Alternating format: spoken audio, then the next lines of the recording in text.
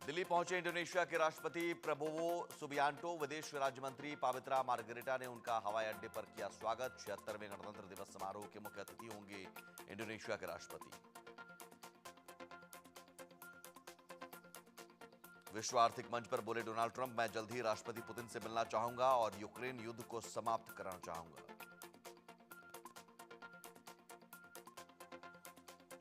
Trump ने कहा, यह अर्थव्यवस्था या किसी और दृष्टिकोण से नहीं है, बल्कि यह उन लाखों लोगों के लिए है जो बर्बाद हो रहे हैं और युद्ध के मैदान में मर रहे हैं। डोनाल्ड ट्रंप ने कहा, मैंने दक्षिणी सीमा पर राष्ट्रीय आपातकाल लागू करके अवैध सीमा पार करने वालों के सभी प्रवेश को तुरंत रोक दिया और उन्हें वापस भेजना शुरू कर दिया है जहां से वे आए थे। ट्रंप ने कहा, अब हम सीमा का उल्लंघन नहीं होने देंगे। 4 साल के लंबे अंतराल के बाद अमेरिका एक बार फिर मजबूत, संप्रभु और एक सुंदर राष्ट्र बना है। सीएम योगी के दिल्ली दौरे पर बोले केजरीवाल, मैं योगी आदित्यनाथ से सहमत हूं कि दिल्ली की कानून व्यवस्था बहुत खराब है। 11 गैंगस्टरों ने पूरी दिल्ली पर कब्जा कर रखा है। केजरीवाल ने कहा, सीएम योगी कहते हैं उन्होंने यूपी में बदमाशों का सफाया कर दिया, लेकिन दिल्ली में बदमाश खुलेआम घूम रहे हैं, सड़कों पर गोलियां चल रही हैं, महिलाएं घरों से बाहर नहीं निकल पा रही हैं। सीएम योगी को संबोधित करते हुए केजरीवाल ने कहा, दिल्ली की कानून व्यवस्था गृह मंत्री अमित शाह के अधीन है, इसलिए योगी जी को अमित शाह को समझाना चाहिए कि कानून व्यवस्था को कैसे दुरुस्त किया जाए। केंद्र सरकार पर आरोप लगाते हुए केजरीवाल ने कहा, दिल्ली की कानून व्यवस्था को छोड़कर गृह मंत्री अमित शाह राज्य की सरकारों को गिराने, पार्टियां तोड़ने और विधायकों को खरीदने में लगे हैं।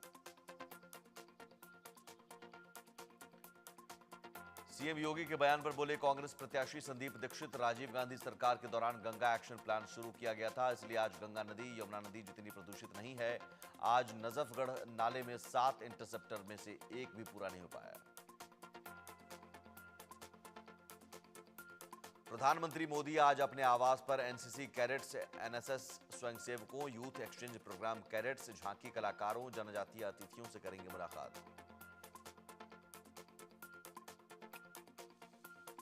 वक्फ बिल पर बनी जेपीसी की आज होने वाली बैठक के हंगामेदार होने के आसार। आज वक्फ बिल पर एक-एक मुद्दे पर चर्चा होगी। विचार विमर्श के अंतिम दौर में है जेपीसी। विधेयक के 44 संशोधनों पर क्लॉज दर क्लॉज 24 और 25 जनवरी को चर्चा होगी। मोदी सरकार बजट सत्र में ही इस बिल को पास करवाने की तैयारी में है। वक्फ संशोधन विधेयक पर बनी जेपीसी जल्द ही लोकसभा स्पीकर को अपनी रिपोर्ट सौंप सकती है और स्पीकर की मंजूरी के बाद आगामी बजट सत्र में इस रिपोर्ट को लोकसभा में पेश किया जाएगा। किसान नेता जगजीत सिंह डल्लेवाल के आमरण अनशन का आज 61वां दिन। लगातार खराब हो रही डल्लेवाल की तबीयत, डॉक्टरों की टीम कर रही निगरानी। मध्य प्रदेश में आज नर्मदा के किनारे मोहन सरकार, महेश्वर में होगी कैबिनेट बैठक। बैठक में मां नर्मदा के साथ साथ नदी संरक्षण, पर्यावरण, वन प्रदूषण से जुड़े प्रस्तावों पर होगा मंथन। अजमेर दरगाह में मंदिर होने के दावे के मामले सिविल कोर्ट में आज अहम सुनवाई। मामले में एएसआई का सर्वे होगा या नहीं, इस पर आज आ सकता है बड़ा फैसला। बिहार के पूर्व मुख्यमंत्री और भारत रत्न जननायक स्वर्गीय कर्पूरी ठाकुर की 101वीं जयंती आज समस्तीपुर के कर्पूरी ग्राम में मनाई जाएगी जयंती। कर्पूरी चर्चा विषय पर आज के सेमिनार का उद्घाटन करेंगे उपराष्ट्रपति जगदीप धनखड़। दिल्ली पर बेस्ड शॉर्ट फिल्म अनुजा को 97वें ऑस्कर पुरस्कार में लाइव एक्शन शॉर्ट कैटेगरी में किया गया नॉमिनेट। एडम जे ग्रेव्स और सुचित्रा मट्टई द्वारा निर्देशित अनुजा के मुकाबले में जीत की पर है। एक्टर अक्षय कुमार की फिल्म स्काई फोर्स आज होगी रिलीज। पाकिस्तान पर भारत के पहले और अब तक के सबसे घातक हवाई हमलों की दास्तां बताएगी स्काई फोर्स। केंद्रीय गृह एवं सहकारिता मंत्री अमित शाह आज मुंबई में राष्ट्रीय शहरी सहकारी वित्त एवं विकास निगम NUCFDAC के कॉरपोरेट कार्यालय का करेंगे उद्घाटन। सूरत में Shri Mahavir health and medical relief society के कैंसर अस्पताल और सैनिटोरियम का केंद्रीय गृह मंत्री अमित शाह ने किया उद्घाटन। अहमदाबाद के रानीप वार्ड में आरसीसी बॉक्स ड्रेनेज कार्य के केंद्रीय गृह मंत्री अमित शाह ने रखी आधारशिला। कांग्रेस के स्टार प्रचारक राहुल गांधी आज शाम 5 बजे मादीपुर विधानसभा क्षेत्र में करेंगे जनसभा। दिल्ली की जनता से पार्टी प्रत्याशियों के लिए करेंगे वोटों की अपील। बीजेपी के राष्ट्रीय अध्यक्ष और केंद्रीय मंत्री जेपी नड्डा आज दिल्ली के रण में भरेंगे हुंकार। आज शाम 5 बजे महरौली के कालूराम चौक और शाम 7 बजे फ्लाईओवर के नीचे जनसभा को करेंगे संबोधित। सीएम योगी आदित्यनाथ आज अयोध्या के मिल्कीपुर विधानसभा क्षेत्र में बड़ी जनसभा को संबोधित करेंगे। इसके अलावा पलिया चौराहे के पास स्कूल के मैदान में भी रैली करेंगे सीएम योगी। 27 जनवरी को महाकुंभ में होगा धर्म संसद का आयोजन। इसमें देश भर के साधु संत, शंकराचार्य और 13 अखाड़ों के प्रमुख होंगे शामिल। सनातनियों को एकजुट करना धर्म संसद का उद्देश्य।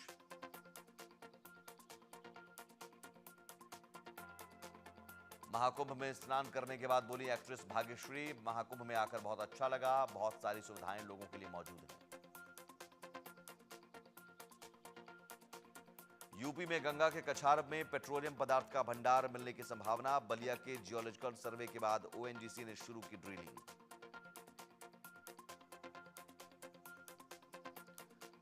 बलिया में सागरपाली गांव के पास ग्राम सभा वैना में हाईवे किनारे ओएनजीसी की टीम ने शुरू की ड्रिलिंग। आसाम से मंगाए गए क्रेन और अन्य उपकरण।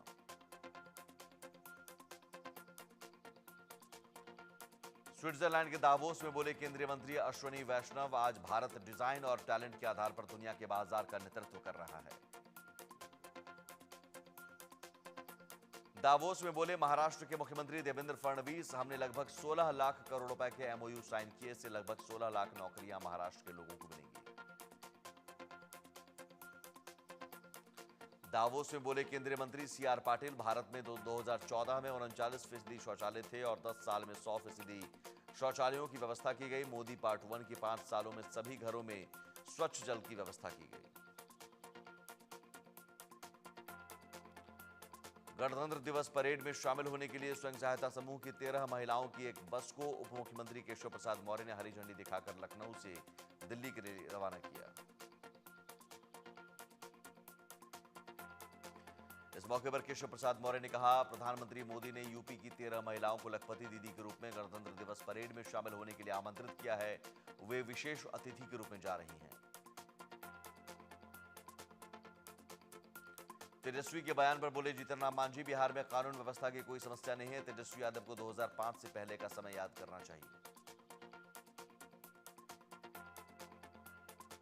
टीएमसी नेता कुणाल घोष ने कहा, राहुल गांधी का पोस्ट गलत है और अस्वीकार्य है। राहुल गांधी ने जो मृत्यु तिथि बताई है वो गलत है। राहुल को इसे ठीक करना चाहिए। जलगांव रेल हादसे पर सचिन पायलट ने कहा, सरकार को एक श्वेत पत्र जारी करना चाहिए कि उन्होंने 10 साल में रेलवे में कितना निवेश किया, कितने लोगों की जान गई। राजौरी में रहस्यमयी बीमारी पर बोले सीएम उमर अब्दुल्ला, अभी जांच चल रही है। अभी तक हम इतना समझ पाए हैं कि यह कोई वायरस या बैक्टीरिया नहीं है।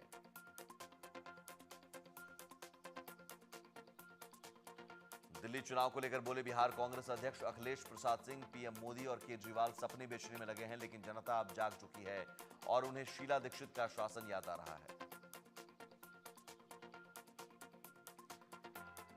दिल्ली में चुनावी रैली को संबोधित करते हुए बोले जेपी नड्डा, 10 सालों में इस आपदा सरकार ने शिक्षा की बात कही, लेकिन शिक्षा छोड़कर ये शराब घोटाले में पड़ गए। इन्होंने मुफ्त पानी देने की बात की थी, लेकिन इन्होंने जल बोर्ड में 28,000 करोड़ रुपए का घोटाला किया।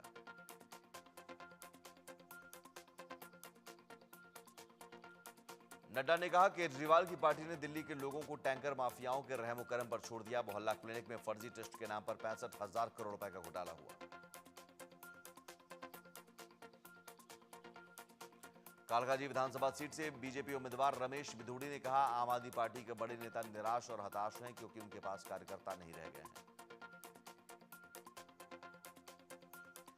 रमेश बिधूड़ी ने कहा, अच्छा होता अगर आतिशी अपने द्वारा किए गए कार्यों के बारे में बताती, लेकिन वे मुद्दे से भटक गई हैं, उनके पास अब कुछ भी नहीं है।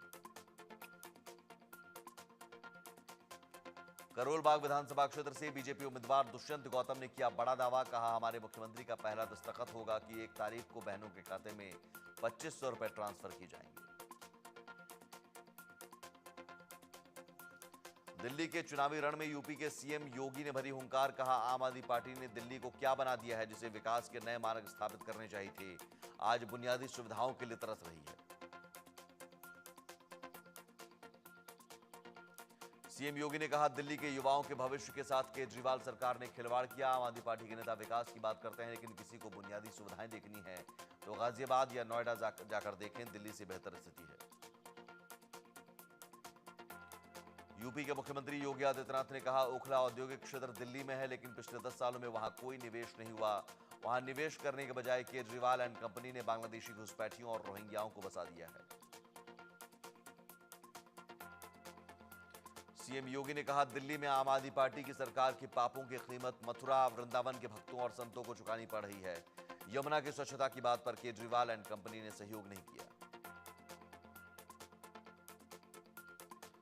सीएम योगी ने कहा, केजरीवाल एंड कंपनी का एक ही काम है, सुबह सुबह सोशल मीडिया पर ट्वीट करना और प्रेस के माध्यम से भ्रामक बयान देना।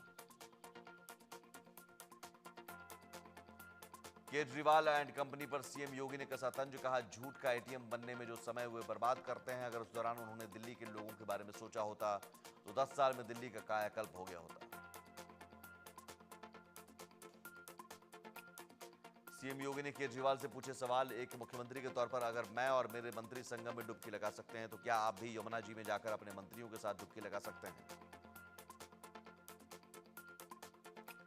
दिल्ली की रैली में पंजाब के मुख्यमंत्री भगवंत मान बोले, इस बार भी अरविंद केजरीवाल की सरकार भारी बहुमत से बन रही है। हम काम की राजनीति करते हैं, शिक्षा की राजनीति करते हैं।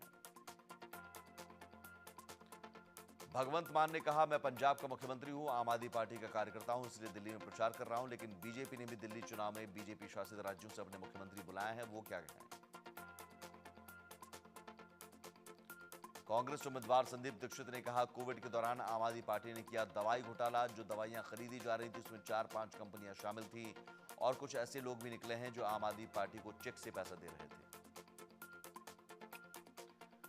दिल्ली बीजेपी अध्यक्ष वीरेंद्र सचदेवा ने केजरीवाल को लिया निशाने पर। कहा, इधर उधर की बातें नहीं करके केजरीवाल को बताना चाहिए उन्होंने 10 से 11 सालों में दिल्ली के लिए क्या किया। उत्तराखंड के सीएम पुष्कर सिंह धामी लगातार दिल्ली में कैंप कर पार्टी प्रत्याशियों के लिए कर रहे हैं वोटों की अपील। कहा, 10 साल तक लोगों को बड़े बड़े आश्वासन देने वालों को दिल्ली की जनता समझ चुकी है। आम आदमी पार्टी सांसद राघव चड्ढा ने कहा, लोग घरों से निकलकर हमें आशीर्वाद देने आ रहे हैं क्योंकि हम जो कहते हैं वो करते हैं, हम अपने वादे पूरे करेंगे। राघव चड्ढा ने कहा, हमारे देश की 65% आबादी 35 की आयु से कम है, इसलिए रोजगार हमारी प्राथमिकता होनी चाहिए। युवाओं को रोजगार मिलेगा तो देश का विकास होगा। बीजेपी सांसद रविशंकर प्रसाद का केजरीवाल पर तंज। केजरीवाल राहुल गांधी पर कुछ नहीं कहते, अंदर खाने दोनों में रिश्तेदारी है, दोनों मिलकर बीजेपी को हराना चाहते हैं, लेकिन जनता इन दोनों को हराना चाहती है।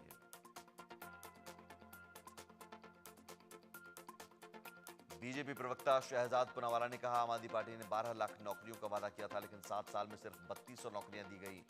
अब जब इनके राजनीतिक तौर पर बेरोजगार होने की बात आई तब इन्हें रोजगार की चिंता हुई है। पंजाब के मुख्यमंत्री और आम आदमी पार्टी नेता भगवंत मान ने दिल्ली के कस्तूरबा नगर विधानसभा क्षेत्र में किया रोड शो। पार्टी प्रत्याशियों के पक्ष में लोगों से की वोटों की अपील। आरएलएम के राष्ट्रीय अध्यक्ष उपेंद्र कुशवाहा ने तेजस्वी के बयान पर किया पलटवार। कहा, नीतीश कुमार के राज में जहां भी घटना हुई है पुलिस ने कार्रवाई की है। जिस घटना की बात तेजस्वी कर रहे हैं वहां भी पुलिस प्रशासन उचित कार्रवाई कर रहा है। तेजस्वी यादव ने आनंद सिंह पर गोलीबारी की घटना पर कहा, मुख्यमंत्री को आकर जवाब देना चाहिए कि पटना के ठीक पास गोलियां चली और गोलियां चलाने वाले लोग इंटरव्यू दे रहे हैं। हरियाणा के करनाल में केंद्रीय मंत्री मनोहर लाल ने नेताजी सुभाष चंद्र बोस की जयंती पर पुष्पांजलि अर्पित की।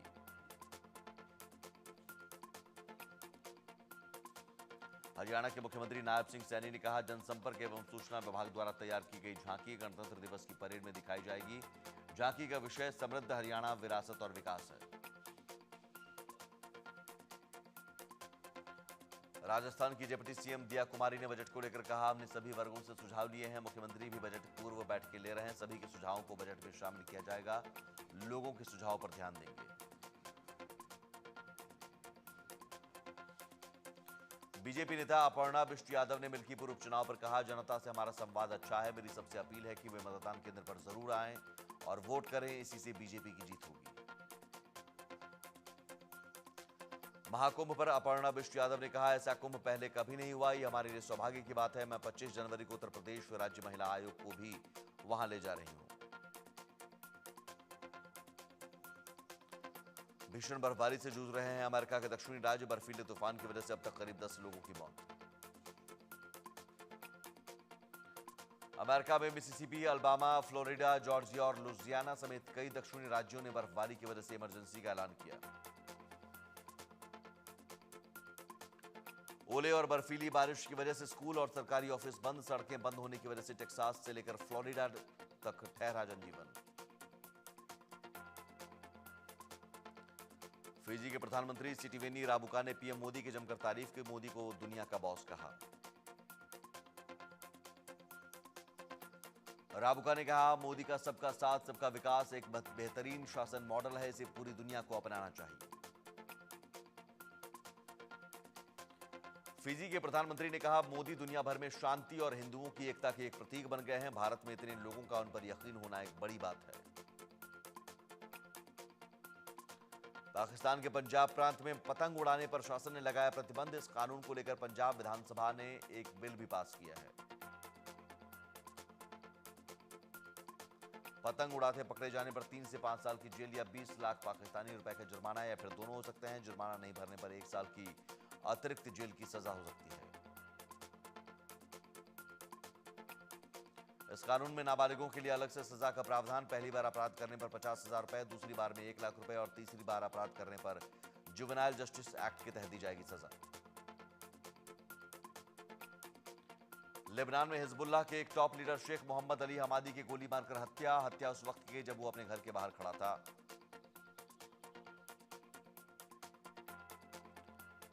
शेख हमादी की हत्या ऐसे वक्त में हुई है जब हिजबुल्लाह और इजराइल के बीच लेबनान में सीज फायर की समय सीमा खत्म होने वाली है। अमेरिकी राष्ट्रपति डोनाल्ड ट्रंप ने भेदभाव के खिलाफ चलाए जाने वाले विविधता, समानता और समावेशी प्रोग्राम को खत्म करने का आदेश दिया। विविधता, समानता और समावेशी प्रोग्राम में काम कर रहे सभी कर्मचारियों को सैलरी देकर छुट्टी पर भेजा गया। शासन ने इन लोगों को नौकरी से भी निकालने की कर ली है तैयारी।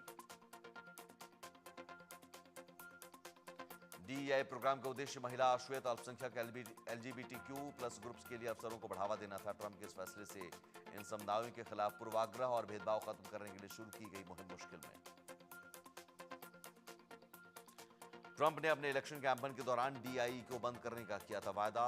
प्राइवेट सेक्टर पर भी ट्रंप शासन का दबाव।